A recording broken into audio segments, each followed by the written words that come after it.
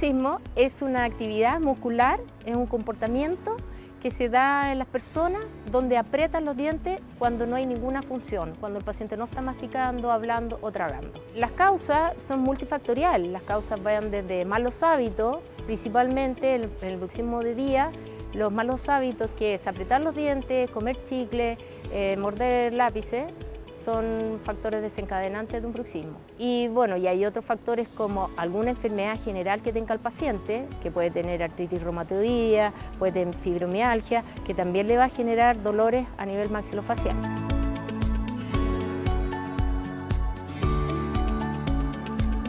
La prevención parte desde el autocuidado del paciente. Esto quiere decir que debe eliminar algunos malos hábitos, como comerse las uñas, comer chicle o comer algunos alimentos duros que podría ser las calugas, las cabritas, entre otras. Otra manera de prevenir es mejorando la higiene del sueño. ¿Qué significa esto? Que el paciente aumente sus horas de sueño, trate de acostarse más temprano y evite algunas bebidas energéticas antes de acostarse.